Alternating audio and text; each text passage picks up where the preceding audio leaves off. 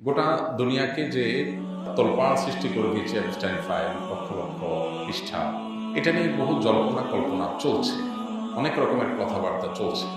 একটা জিনিস খুবই পরিষ্কার, সেটা হলো আমরা এই ফাইলগুলো মোচনের মধ্য দিয়ে পশ্চিমা পৃথিবীর ব্যাপারে আমাদের অনেকের ধারণা যে এরা সবাই ফেরেশতা, এরা একেবারে অনেক ভালো মানুষ।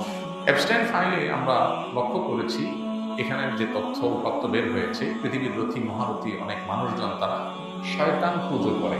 বাহ্যিক দৃষ্টিকোণ থেকে তারা হয়তো খ্রিস্টান ইহুদি কোনো ধর্ম ফলো করছে, তলে তলে আসলে তারা পুজো করছে শয়তান। এখানে দেখেন বাচ্চাদেরকে বলি দেওয়া, জুলুম করা, টর্চার করা, এগুলো শয়তান পূজার অংশ, শয়তানকে তুষ্ট করার অংশ।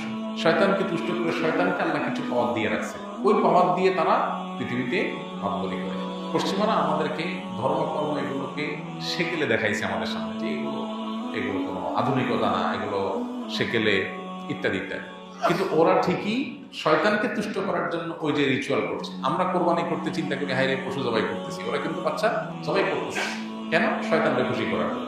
একটা ভিডিও দেখলাম সেদিন এক ইহুদি মেয়ে, তাকে কোনো এক সাংবাদিক সম্ভবত পশ্চিমা কোনো একটা দেশে প্রশ্ন করতেছে যে আপনারা তো একটা ভালো ইহুদি ফ্যামিলি আমরা জানি, আপনারা কি করেন? তখন বললো যে আমরা তো নিজেদের বাচ্চাদেরকে আমরা জবাই করি কেন?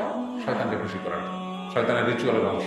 তো এই যে যেগুলোকে আমরা দেখতেছি যৌন বিকৃতি, এগুলো স্বাভাবিকভাবে খোলা চোখে যৌন বিকৃতি দেখে মনে করি যে মাথা নষ্ট হয়ে যাবে না, শুধু মাথা নষ্ট না, পাশাপাশি এটা ওই যে শয়তানের নির্দেশ মতো কাজ করে। তো পৃথিবীতে মানুষ হয় শয়তানের গোলাম, না হলে আল্লাহর গোলাম, রাস্তা দুইটাই।